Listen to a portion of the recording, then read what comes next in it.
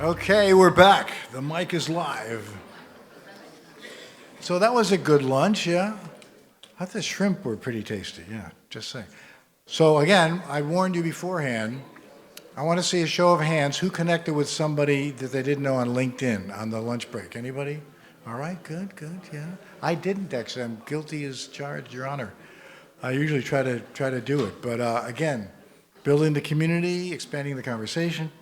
Before we begin, we have a great panel lined up, but I want to mention that there are going to be two tech tracks that are going on simultaneously. They're in the auditorium, which is left, right, and left down the hall. The speakers are going to be Dr. Siti Faria. She's a research associate at Heriot-Watt University. Her topic is quantum optimization for sustainable and efficient port operations. She's on at 2:15, or as we speak.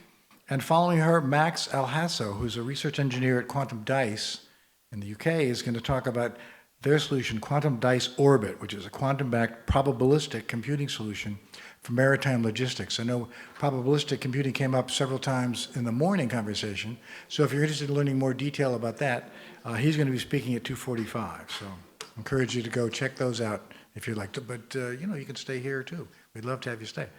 I'm going to moderate a panel that's poetically titled From Shipyards to Quantum Tides, homage to Lord Byron, maybe.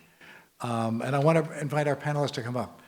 Dr. Yasser, if you could please join me, and Francesco and Imed, and then we'll do introductions. How about a hand for these gentlemen, please? Okay. Let's talk about shipyards to quantum tides. But first, could you just each take a moment and introduce yourself? People know who you are, but just to reiterate, in case anybody new came. Okay. So my name is Yasser. Basically, I'm working in the academy, and we're really honored and really delighted to have this wonderful audience here attending with us the Quantum Maritime Conference, the first conference of its type actually in the world. So it's really an honor for us, and it's also a lot of big delight for us to invite you, this beautiful audience, to hear and bless us with your presence. Thank you very much for coming. Francesco. My name is Francesco Lo Monaco. I'm the CTO of Abu Dhabi Shipbuilding. Thank you very much, Dr. Yasser, and thank you very much, all of you, for giving Abu Dhabi Shipbuilding, part of Edge Group, the possibility to be part of this amazing event. Thank you. And Imed. Hi, everyone. My name is Imed Othmani. I'm leading the industry adoption team in IBM Quantum. And thanks again for the opportunity to be here with you today. Yes, we're delighted that you're all here. Francesco, I want to start with you. My questions here. So from the perspective of shipbuilding and engineering, again, back to your day job, if you will, or what you do, what you're focused on, where do you see the most immediate opportunity for advanced technologies to enhance naval design and vessel performance? Well, I want to start by re-emphasizing what Dr. Yasser this morning was mentioning, responsibility. Innovation is everyone's responsibility. And one of our primary focus at Abu Dhabi Shipbuilding is mainly to boost the efficiency, resilience, but as well the accuracy of our design, of our production process, but as well of our maintenance process, and handling critical platform, mainly for the UAE Navy, but also for exports. We have to be very, very, very focused on providing latest solution which can provide stability, efficiency, safety, and protection against many, many threats which the asymmetric warfare today basically is triggering into the naval warfare. Yeah, well, thank you for that. Dr. Othmani, I want to ask you, since you're working at IBM, that's a unique vantage point, I dare say, right?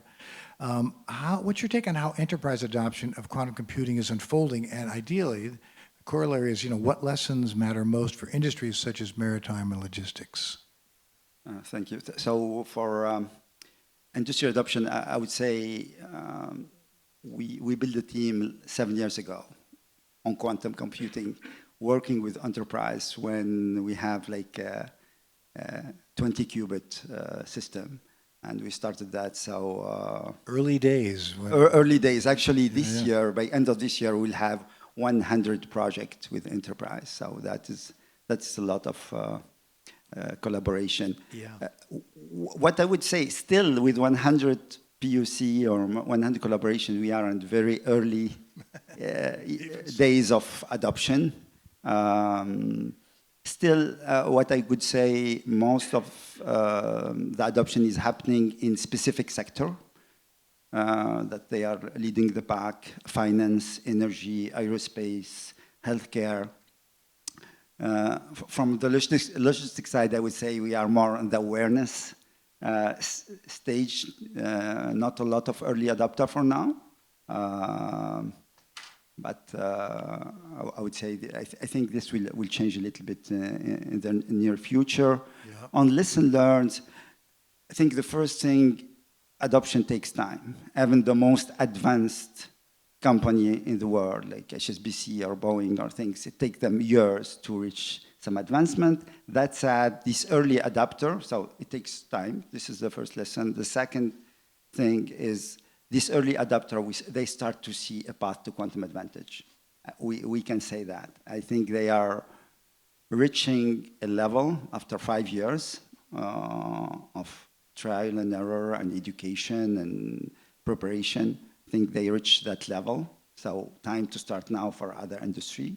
If not, you will lose that opportunity. The third point, I think, lesson learned, I would say for logistic industry, why they didn't start earlier. I think the algorithms themselves, quantum optimizations mainly, start to be more mature in the last 1 year or two. Quantum computer with 100 qubits, also in 2023, IBM reached 100 qubit milestone. I think with that type of level of technology, we can do something interesting for logistics. If not, it's a toy problem that you can do it by hand. Now we can do something very interesting. On shipbuilding, I think I think the time is more urgent because on the material science side, I think something will happen very soon on the quantum chemistry. So shipbuilding, like aerospace, I think they should move now, maybe a little bit late in the game. Yeah. Did you want to weigh in that as well? Yes, so one of the things that we have tapped into is regarding, adoption. And in the maritime sector, one of the biggest challenges is the adoption challenge. So in effect, usually what drives the adoption is the IMO regulations. And IMO regulations takes a lot of time. So I can give you just a perspective. Electronic charts, which is a standard digital tool, we have it in our phones. It should be something, quite ubiquitous in terms of implementation. Were introduced to the maritime sector in the 80s, only adopted in 2010. So it took them about 20, 30 years to adopt it. So that's one of the biggest challenges. But the good thing right now is that the International Maritime Organization is responding faster.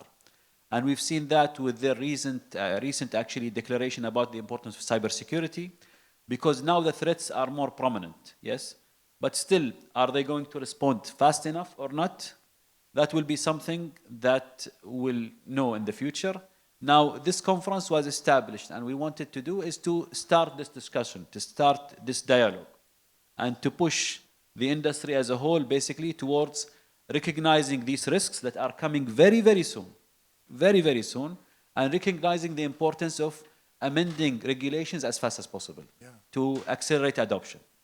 So I want to ask you, so to drill down into the question that came up before as well, like regulatory versus, like what were the barriers to adoption that took so long? Was it not generating attributable revenue, or did regulatory guidance eventually drive adoption, or a little of both? Now, as you know, of course, financial usually drivers are the main impetus, and also the industry itself, if it works, don't touch it. It ain't broke, don't fix it. Yes. Yes, if it works, even don't touch it, not even don't fix it. Yes. So, and the industry is very sensitive. We've seen actually in COVID, during COVID time, hundreds of vessels basically in anchorage areas in Los Angeles, right? When there is like a small hiccup in the logistics supply chain, you face a lot of challenges, you face huge disruption across the board. So Once the system is running, people don't want to touch it. That's one issue. So that's from the private sector. From the regulatory sector, International Maritime Organization is international. We are dealing with more than 190 countries across the globe. And all of these countries, at least the majority of them, has to come together and agree on any regulation. So it takes a lot of time. It takes a lot of time. Now, if there is a risk and there are, driving forces, like in the case of Corona, COVID, for instance, we were under, a situation which, did not happen for the last 100 years. So you've seen very fast adoption of many technologies. You've seen a fast adoption of vaccines. You've seen new technology introduced in vaccination, which took only 2 years, 3 years to be approved. So something at that level of risk might be the impetus to force or to push the IMO towards basically releasing regulation as fast as possible. Yeah. So I want to, thanks for sharing that perspective. Yeah, we forget all those ships sitting idle in the ports. Yeah, no one was buying anything, no one was going anywhere. I want to ask you from the Academy's R&D perspective, how you see research and education preparing the maritime sector for this technological transition. What role you might play, right? How do you see that working? I think it's an important factor towards, pushing also the industry towards embracing this technology, because the young generations, if they are well educated, well trained to handle this kind of technologies, they will be the impetus towards forcing the industry to embrace new technologies. Now, how to trickle down the knowledge at an R&D level down to the level of education to students, that will be, I think, the biggest challenge.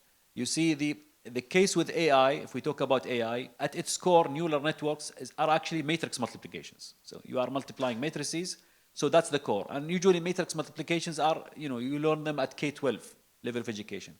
But once we talk about quantum computing, we talk about wave functions, we talk about entanglement, probabilities, and so on. Sorry to say it this way, dumbing down that concept to the level of K-12 will be a challenge. And I think that will be the main challenge for us, how to make it in a simpler way where new generations will be able to embrace it. And then once they are into the picture, they will be the one who drives the change. Yeah, and are there programs that are underway here that you're developing or with right now, from R&D perspective, basically, we have already R&D focusing on the implementation of quantum for port optimization, logistics, and so on. And what we are planning to do is start also in terms of cybersecurity, so quantum resilient algorithms and so on, encryption approaches. But to trickle them down, we are starting from going down to the professional level. So by creating professional courses, training courses, 1 week, just to give the awareness to the professionals, this is an important problem. This how normal encryption works. This how quantum resilient encryption works. And what are the differences and how quantum computing can come into the game and make a play. Once you come with a professional, you start trickling them down to lower levels. Right now, I think all the knowledge is concentrated in master and PhD level, graduate school, right? The next step will be, I think, maybe in bachelor degree. Probably there's a bit of introduction and senior level courses. But you need to reach a point where you introduce it even to K-12. So right now, ChatGPT is common. Even, kids 7 years old, they're using it on daily basis to ask about anything. So such an ubiquitous implementation will take time. And I think we have to start from top to down, and it will be a big challenge. So I think it's a bigger challenge compared to AI. Yeah. There is no comparison. So, Yeah. So not to press you about further, how's the response been? Are people getting it? Do they buy it? Are they interested in it? Are they balking? If it ain't broke, don't fix it? Or they're like, well, this is something we need to focus on? I'm sure it varies, but generally? I think if we talk just recently, just yesterday, we've seen in the news there has been, a lot of GPS spoofing attacks in the Gulf area, right? And that kind of news emphasized the importance of cybersecurity. And I think that cybersecurity then brings to the table quantum computing as a side note or side product. So I think that's how can it be introduced. So in top level, they will be recognizing soon, especially right now, due to the geopolitical situation. Beyond that, I think this conference, the objective of this conference is to bring the experts to the table and communicate this message. So take whatever you are giving us in terms of messages, communicating them to the industry leaders and leadership so that they can understand and identify what's the challenge, understand the importance of the challenge. And since they are now feeling the pain, so the pain is being felt right now, I think the movement towards embracing these technologies will be faster. Yeah. Oh, great. Thank you for sharing that. I want to talk specifically about optimization. Francesco, we talked about getting your take again from where you sit at IBM. How might quantum's most promising area, optimization, right, enhance, say, scheduling, routing, cargo operations, other processes associated with the maritime vertical? So quantum optimization is at the core of maritime logistics. If there is something, for sure, material for shipbuilding, but if you want to do something is optimization. Optimization problem, we all know in logistics in maritime are very hard to solve, are complex, and we are solving them using heuristics. We try to find feasible, good solution, but never optimal. That is one. So we're leaving on the table, and we know that. The people who are doing optimization in classical, they are doing great job, by the way, operation research for 50 years now, but they are still leaving on the table almost 50% sometimes gap versus optimal. So I think quantum optimization, heuristic-wise, I think before fault tolerant, there is a possibility for quantum optimization as heuristics with classical to solve some problem. Not the largest one, I would say, but for sure, crew scheduling, container scheduling, optimization. Still, the most important for now, I think the next 2 to 3 years until 5 years, it will be more optimization with, which are complex, but small problem and complex. Going after that, when we have larger quantum system fault tolerant, then I think we will reach the biggest benefit of optimization, which is global logistic optimization. When we integrate everything and try to find an optimal solution of your system, doing it dynamically, that I think is the moonshot of everyone, every dream of any logistic person, but I think that will take a little bit of time. Is there one aspect, though, of maritime logistics or optimization that you think, where you'll get traction earlier than later, or specific? So we talked Just, we talked to a lot of maritime logistic and logistic company in general. I think the first use cases for them, they come with is this global optimization, but we say to them that is a little bit far away. The second use case is disruption management. Something happened and they need to reschedule. That is the biggest problem. But even that, we can do it on quantum, but I think classical will do better. I think going to some specific optimization like workforce optimization, some routing optimization for a specific sub-problem, we can do that. Container optimization in the ports, I think they are possible because we can make them small and complex in the same time. That is the key point. Yeah, that's great. Thank you. So shipbuilding and maritime operations depend heavily on accurate decision-making. This is back to you, Dr. Yasser. How do you see advanced computing helping enhance real-time situational awareness and resilience at sea? So it comes back to the sort of GPS and navigation conversation. Now, I think the biggest challenge here is access. Access. So, okay. yes. Do you have access to advanced computing and how cheap it is? It can make huge difference, of course, if the access is easy and if it's quite cheap. So having access to HPC in a very fast way, having access to quantum hybrid systems in a very efficient and also network way, quite fast, that will give, I think, the chance or will open the horizon for fast implementation and realizing also the benefits. Because at the end of the day, right now at the current stage, quantum computer is like, how can I say, it's a very, very, very expensive toy, right?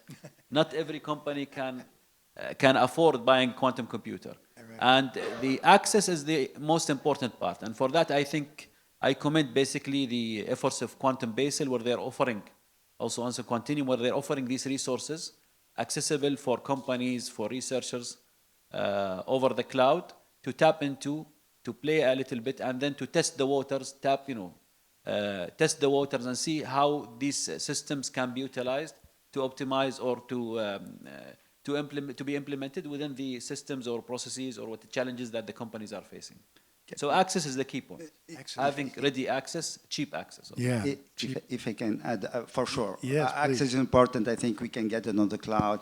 But as you said, if you are talking about faster and cheaper, maybe the word faster is a little bit difficult, but having a more precise decision, I think if you want to look for something right now that is looking for solution that they are offline, that you can run every month, then you use your access, you have a precision or better solution that you can implement. That is the type of problem that quantum can apply now. If you are looking for near real time and things like that, that becomes also for ships, and that is the other discussion which is a little bit harder. Francesco, I want to ask you about the shipbuilding business. So beyond optimization, secure communications, topics we've covered quite a bit. Are there other application areas that seem ready to move, say, from pilot projects into real deployment in the work that you do every day? Well, yes, we are working together with TII to adopt quantum technology, as well the integration of artificial intelligence, and as well digital twins, to those which are the main challenges during the design development phase, the computational fluid dynamics of the hull, and to use the quantum to optimize those many fluid factors which shape basically the performance and the fuel efficiency, triggering us to a fuel reduction, which is one of our sustainability target, of course. As well, other challenges where we are working with TII and other research institutions are basically the radar cross-section, which is quite fundamental for military operation. Being silent, being stealth is one of the top priority during some specific missions. As well, the stability of a vessel, and as such, the distribution of the weight in a vessel, especially when we are talking about complex or big vessels, where you have multiple mission systems on board, which are operating simultaneously and are as well basically subject to cyber attack threats.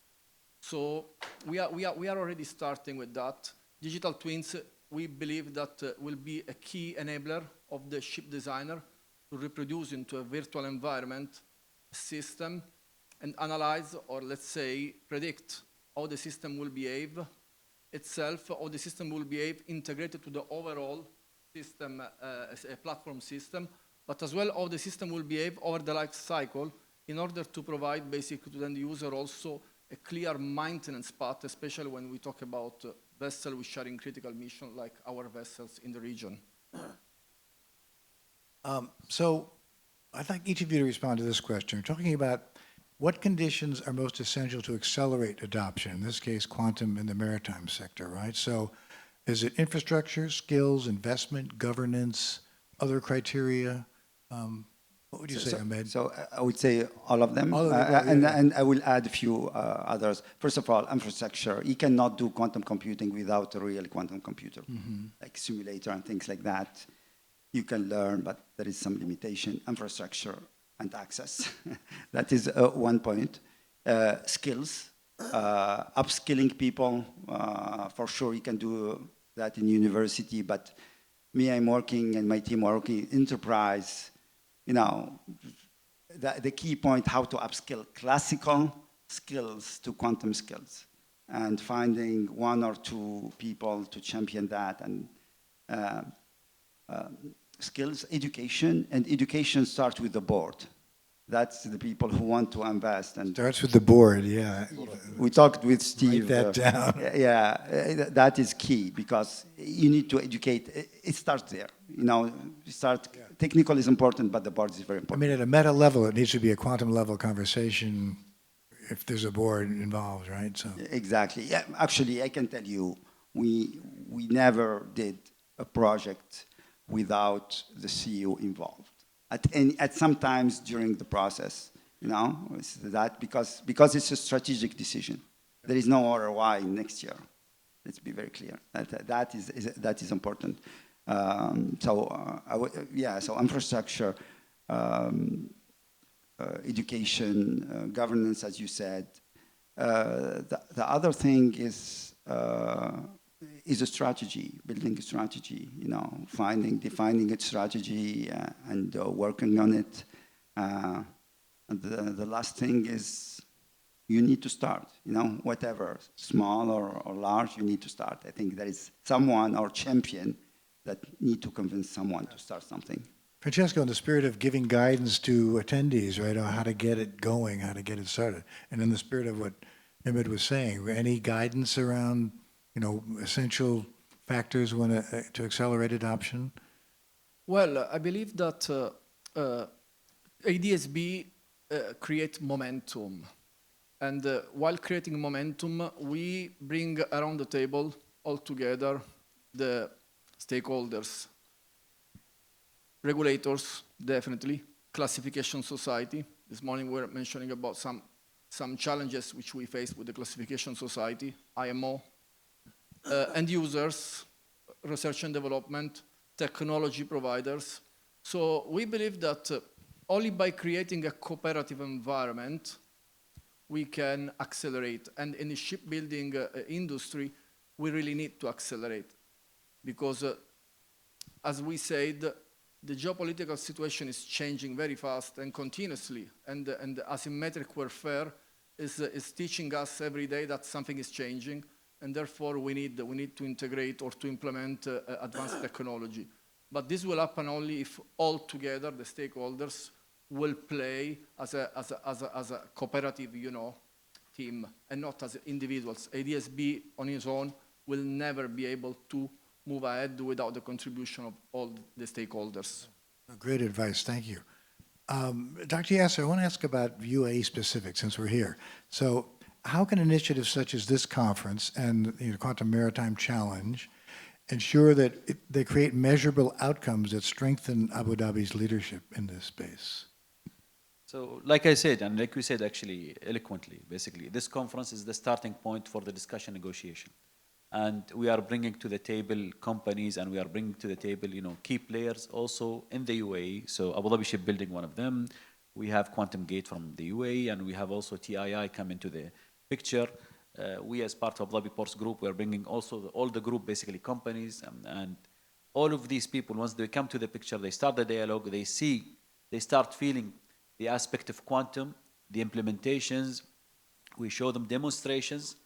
That will be the starting point, I think, for further adoption. Now, in the research field and in the cybersecurity side, the UAE is, achieving quite a lot in the field of quantum technologies adoption. In the maritime sector, we are starting this dialogue with this conference. And that's why I believe it's an important conference. It's a good starting point for us. And should be a lot of more events coming, hopefully in the near future, to drive this impetus, to drive this force that we have started here and push it so that we can reach better heights, hopefully in the near future. Yeah. I want to ask a question about sort of convergence of technologies. So certainly we're talking quantum, but, and I want to put this to you, Imed, but again, based on the fact that IBM goes to market with a pretty wide portfolio, obviously. Right. When you look at the convergence of AI, other digital systems, maybe cloud, quantum computing, what synergies do you find most compelling for maritime across those technologies? I would say in general, first of all, there is no quantum alone. Quantum is all the time with classical. There is no quantum solution. There is quantum classical solution. And really, the future is quantum plus AI plus classical. That is the future for any sector. For maritime, for example, if I think about two use cases that I think that there is this synergy, one use case, for example, in operation size is complex predictive maintenance. If we think a system of system, and you want to predict something, we know that is a very difficult problem for complex problem and vessels. So having AI plus quantum plus classical working together, that is a must for complex. Second example, I would say for vessel building, if you talk about fluid dynamics, that quantum will play a role. We know we have some algorithm that will play a role. If you put quantum with computational fuel dynamics plus digital twins, I strongly believe that that is the final solution, but that it will take a little bit of time to make them merge. But we need to think, the most important, we need to think from the beginning as a combination of all and a target solution like this. Yeah. Francesco, what's your take on the convergence of those kinds of technologies on, say, the shipbuilding space? Well, having a merge of quantum, digital twins, artificial intelligence, and develop a full functional model of a ship, which can be analyzed by the designers, engineers, Mike up. end users, and regulator into a virtual environment, definitely will add value, will reduce lead time delivery basically for the construction of the platform, will as well streamline the production cost, and as I said before, will as well contribute to the sustainability targets by using different kind of material, reducing different kind of propulsion, and reducing fuel consumption. Dr. Yasser, what's your take on how those technologies will converge from where you sit and drive the, say, next set of strategies for the Maritime Academy? I think, I cannot add more to what my colleagues here have stated. So at the end of the day, basically the solution will be a combination of all of these options. So quantum, AI, and classical computing. Just want to give an example, basically. Now, AI, it's in terms of classical computing, let's say, has been the method of choice on multiple industries. So you talked about CFD. CFD is about solving partial differential equations. Now, some part of the CFD where AI models, neural network-based models, will be very helpful, such, I think, in the prediction, for instance, friction factors or something like that, yes. Slippage factors, and So quantum is very efficient in material sciences. And wherever there is actually an interaction between material sciences and other forms of physics, fluid dynamics, and so on, you will find quantum playing a big role, but with the presence of the other methods. So it has to be work in tandem with classical computing, and you have AI also playing the role in the middle. So the solution will be all three, not one of them by itself. Great. Well, so we're coming to the end. I have a closing round question. I want to ask each of you in one sentence to describe what the most significant way advanced technologies, in this case quantum, let's say, right, is going to shape the maritime industry over the next decade. And maybe something unexpected, right? Is there, look in your crystal ball, wax philosophic, like what's one way that quantum might surprisingly impact the maritime industry? Do you want to go first, Dr. Yasser? So I think the biggest, driving force will be securing communication. Because quantum computing clearly, has supremacy in that aspect. And we've seen it just recently. I spoke about it just yesterday. There were a lot of attempts for GPS spoofing in the Gulf area. And I think we can say it, all times pirates were the ones posing danger to ships, and still till this date, I think soon enough we will have cyber pirates causing and posing a lot of danger, and that could be the biggest driving force toward the industry, fast adoption of quantum technologies. So the danger is coming soon, and I think they are already waking up, and we are hoping this conference will even make them wake up further, actually, towards fast adoption. Yeah. Francesco, what do you think? Yes, I'm in line with Dr. Yasser, but moving, let's say, to the naval or defense maritime industry, securing the integration between different systems and preventing that those systems, which are communication system, tactical system, but as well defense system, such as missiles launcher or other kind of non-lethal system, will be basically protected by those attacks. Great, thank you. And Imed, what do you think? Yeah, I will not go to security. I will go to optimization. I think at the end of the day, if quantum can help have some global optimization, make the logistic more sustainable, less congestion in the port and things like that, I think that will be, even 10% will make a huge difference in the logistic and maritime industry. Yeah, that's great. So do we have time for questions? Yeah, we do? So I love opening it up for questions. Do you have a question? Do we just move with a mic? I'll give you my mic. Please. Thank you. So I believe all the panelists have spoken or touched base on some of the key challenges facing the adoption of quantum computing into the industry. And Some of them were with the ease of access and also the cost of implementation.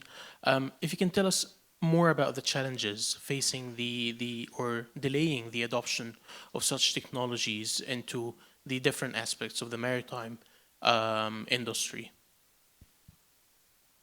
I will start. First of all, I think one of delaying that is not knowing what is quantum, and that part of the goal of this conference is education. I don't think most of the board, most of the company don't know what is quantum computing. First of all, they just read newspapers, and that is one. Second, I think understanding the value and the strategic value of this. There is no way the future will be quantum and classical and AI. So thinking strategically and not just short term, I think that one of the obstacle. If you think ROI the next 6 months, you will never get to quantum. Okay, and I think you will be not an early adopter, and you will not win. As I said, like HSBC or Boeing, that I think they will be the winner. Well, challenges. What we are perceiving in shipbuilding is mainly the accessibility to those technologies, which currently are, let's say, premature, but not accessible to everyone because of multiple factors, cost, but as well expertise. But as well, I want to add, I want to also reemphasize the fact that there is a not clear information about quantum. Quantum, I'm talking about the shipbuilding, in most of the cases linked with the speed. You are fast, but in reality it's not only that. Of course, you are much faster than a traditional system, especially when you analyze complex data, multiple data. You are much, much faster. But it's not only speed, it's the possibility basically to optimize the data which you are analyzing, not in sequence, but let's say at the same time. So the main challenge for us as shipbuilding is the access to those technologies today. I think in my viewpoint, adding to the points that has been raised basically by my colleagues here, regulations. We spoke about regulations and getting regulations up to speed to the challenges that we are facing, to the risks that we are facing. That will be the biggest challenge. And I think awareness, they spoke about awareness. The biggest challenge will be making this awareness available at the IMO level, at the highest authority. And that will be, I think, the biggest challenge in my viewpoint. Great insight. Other questions? Here we go. Sir, how can we make the board or the industry aware about possible solutions from the quantum technologies in the absence of, presentation modules or whatever you call, so that we can project some ROI and timeline with whatever suggested solution supported by quantum technology? I think, first of all, we need to do our part, which I think all the quantum provider are explaining and going there. But I think also education in general at university and other places, that will bring the awareness to the board. And also we need to have more strategy consulting company doing quantum. There is not a lot of them that they are all the time advising the board about the next strategy. I don't think quantum is there most of the time. So this is the type of, I would say, action that could be done to help the awareness. Okay, so we've come to the end, unfortunately, but call these gentlemen in the networking break. Simulation models. Simulation models? You mean for ROI? You can simulate scenarios, but I don't think you can promise to anyone 5 or 10% or 50%. Yeah. But what I would say, maybe my next presentation, I'm doing advertising in 1 hour, so you can join me. There you go, yeah. I will talk Further about that questions. and talk the importance about there is some breakthrough that will happen in the next year and the next 2-3 years that will be a wake-up call for a lot of people. All right, gentlemen, thank you very much. Appreciate it. Thank you, Dr. Yasser, Imed, Francesco. Great.